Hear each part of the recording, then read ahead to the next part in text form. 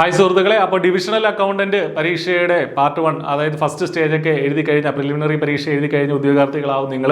വളരെ കഠിനമായിട്ടൊരു പരീക്ഷ തന്നെയായിരുന്നു അല്ലേ? അത്ര ഒട്ടും എളുപ്പമല്ലാത്ത ഒരു പരീക്ഷ തന്നെയായിരുന്നു. അപ്പോൾ കട്ട് ഓഫ് ഒക്കെ നമുക്ക് താഴെ ഒരുപാട് മുകളിലേക്ക് പോയില്ല എന്ന് തന്നെ പ്രതീക്ഷിക്കാം. പക്ഷേ നമുക്കതിനകത്തൊരു പ്രിഡിക്ഷൻ അസാധ്യമാവുന്നത് എന്തുകൊണ്ടാണെന്ന് വെച്ചാൽ, എത്ര പേരെ ഇവർക്ക് മെയിൻ ലിസ്റ്റിലേക്ക് ചേർക്കണം, അല്ലെങ്കിൽ അടുത്ത മെയിൻസ് എഴുതാൻ വേണ്ടിയിട്ട് എത്ര പേരെ എടുക്കണം എന്നൊക്കെ PSC ആണ് ഡിസൈഡ് ചെയ്യുക. അപ്പോൾ വേക്കൻസി ഒക്കെ അനുസരിച്ച് അത് പ്രകാരമാണ് ഈ പറഞ്ഞ എത്ര പേരെ മെയിൻസിലേക്ക് അടുത്ത പരീക്ഷ എഴുതാനായിട്ട് അടുത്ത ഘട്ടത്തിലേക്ക് കൊണ്ടുപോകണമെന്ന് PSC തീരുമാനിക്കുക.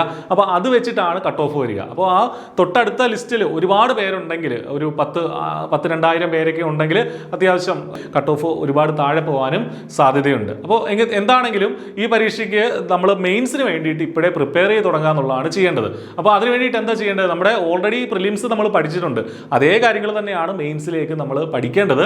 അതിനകത്ത് ഈ ജനറൽ ടോപ്പിക് ഉണ്ടല്ലോ, GK, കറണ്ട് അഫയേഴ്സ്, അല്ലെങ്കിൽ എന്താണ് ഹിസ്റ്ററി, ജോഗ്രഫി, അങ്ങനെയുള്ള ചെറിയ കുറച്ച് ടോപ്പിക്കുകൾ, അക്കൗണ്ടൻസി, ഇംഗ്ലീഷ്, അരിത്തമെറ്റിക് തുടങ്ങിയ കാര്യങ്ങൾ ഡിസ്ക്രിപ്റ്റീവ് ആയിട്ടാണ് നമ്മുടെ മെയിൻസ് പരീക്ഷയ്ക്ക് വരിക. അപ്പോൾ കഴിഞ്ഞ തവണത്തെ മെയിൻസ് പരീക്ഷയുടെ സിലബസ് നമുക്ക് നോക്കാം. ആ കാര്യങ്ങൾ അതേപോലെ അത് തന്നെയായിരിക്കും ഇത്തവണയും മെയിൻസ് പരീക്ഷയ്ക്കായിട്ട് വരിക. അപ്പോൾ അതിൻ്റെ അടിസ്ഥാനത്തിൽ നമ്മൾ ആ പ്രിലിംസിൻ്റെ പഠനം തന്നെ ഒന്നുകൂടെ ഡീപ്പായിട്ട് നിങ്ങൾ പഠിക്കുക എന്നുള്ളതാണ് ചെയ്യേണ്ടത്. അപ്പോൾ I+ന്റെ ബാച്ച് ഓൾറെഡി റണ്ണിങ് ആണ്. I+ന്റെ കോഴ്സിൽ നിങ്ങൾക്ക് മെയിൻസ് പരീക്ഷയ്ക്ക് തയ്യാറെടുക്കുന്നതിനായിട്ട് ഇപ്പോൾ വളരെ ചെറിയ ഫീസിൽ ജോയിൻ ചെയ്യാനായിട്ട് സാധിക്കും. അപ്പോൾ അതിലെ ക്ലാസ്സുകൾ എന്താണെങ്കിലും കണ്ടു തുടങ്ങാൻ, ലിസ്റ്റ് വന്നോട്ടെ, അതായത് റിസൾട്ട് വരട്ടെ, അപ്പോൾ നമുക്ക് നോക്കാം. റിസൾട്ട് വരുന്നത് വരെ കാത്തിരുന്ന് കഴിഞ്ഞാൽ പിന്നീട് ഒരുപാട് സമയം കിട്ടണമെന്നില്ല നമുക്ക് മെയിൻസിന് വേണ്ടിയിട്ട് പഠിക്കാനായിട്ട്. ഓക്കെ, എന്താണെങ്കിലും നിങ്ങൾ ഈ പഠിക്കുന്നത് വേസ്റ്റായി പോവില്ല, കാരണം ഈ കാര്യങ്ങൾ നമുക്ക് വീണ്ടും ആവശ്യമായിട്ടൊക്കെ വരും. അപ്പോൾ മെയിൻസിൽ വരുന്നത്, മെയിൻസ് നമുക്കറിയാമല്ലോ, ഈ പറഞ്ഞതുപോലെ ഡിസ്ക്രിപ്റ്റീവ് എക്സാം ആണ്. അത് OMR പരീക്ഷയല്ല, അത് ഡിസ്ക്രിപ്റ്റീവ് എക്സാം ആണെന്നുള്ള കാര്യം മനസ്സിലാക്കുക. 3 പേപ്പറാണ് അതിനകത്ത് വരിക. 3 പേപ്പറാണ്. GK, Praisy and general English, അതാണ് ഫസ്റ്റ് പേപ്പർ. 150 മാർക്കാണ് ആ ഒരു പരീക്ഷയ്ക്കായിട്ടുള്ളത്. 3 മണിക്കൂറിന്റെ പരീക്ഷയാണത്. അപ്പോൾ ഇതിനൊരു മിനിമം കട്ട് ഓഫ് ഒക്കെ ഉണ്ട്, തുടങ്ങിയ കാര്യങ്ങളൊക്കെ നമുക്കറിയാമല്ലോ, അതൊക്കെ നമ്മൾ നേരത്തെ തന്നെ ഡിസ്കസ് ചെയ്ത് പോയിട്ടുണ്ട്.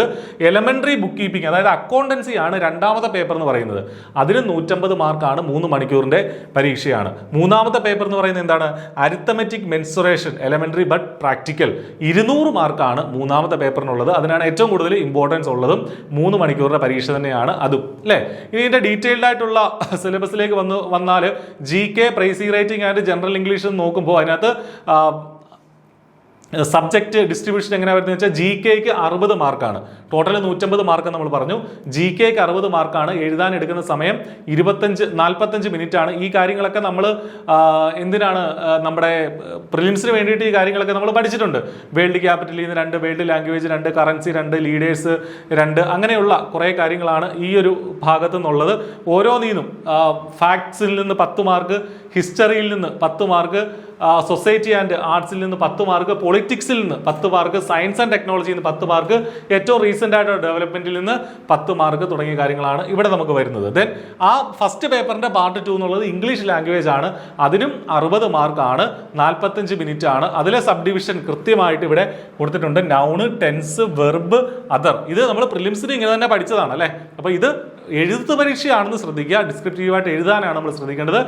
അതിൽ കൂടാതെ പേപ്പർ 1 അവസാനത്തെ ഭാഗമാണ് പ്രൈസി റൈറ്റിംഗ്.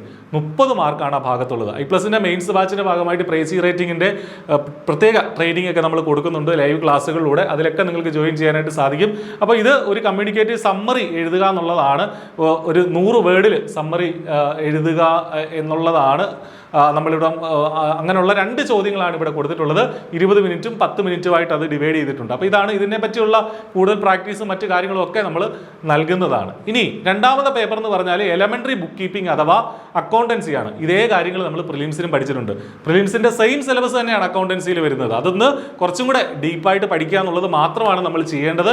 അപ്പോൾ അത് ചാപ്റ്റർ 1, ചാപ്റ്റർ 2, ചാപ്റ്റർ 5 എന്നിങ്ങനെ ഈ കാര്യങ്ങൾ കൊടുത്തിട്ടുണ്ട്.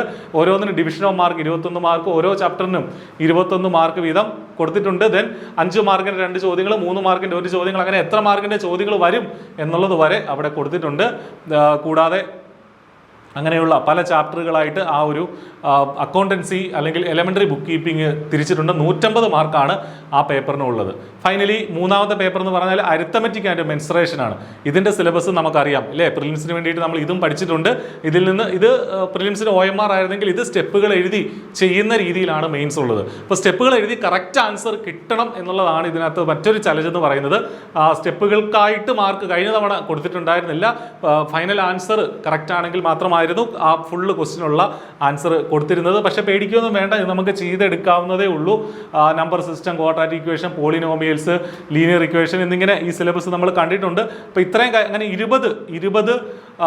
20 മൊഡ്യൂളായിട്ടാണ്. ആ ഓരോ മൊഡ്യൂളിൽ നിന്ന് എത്ര ചോദ്യങ്ങൾ വരും എന്ന് വരെ ഇതിനകത്ത് എഴുതിയിട്ടുണ്ട്. ഫസ്റ്റ് മൊഡ്യൂളിൽ നിന്ന് 3 മാർക്ക് ക്വസ്റ്റ്യൻ ഒരു ചോദ്യം വരും, 5 മാർക്ക് ക്വസ്റ്റ്യൻ്റെ 2 ചോദ്യങ്ങൾ വരും. അപ്പോൾ ഇങ്ങനെയാണ് ഈ പറഞ്ഞ മെയിൻസിൻ്റെ എക്സാമിൻ്റെ പാറ്റേൺ എന്നുള്ള കാര്യം കൂടെ നമ്മൾ ശ്രദ്ധിക്കുക.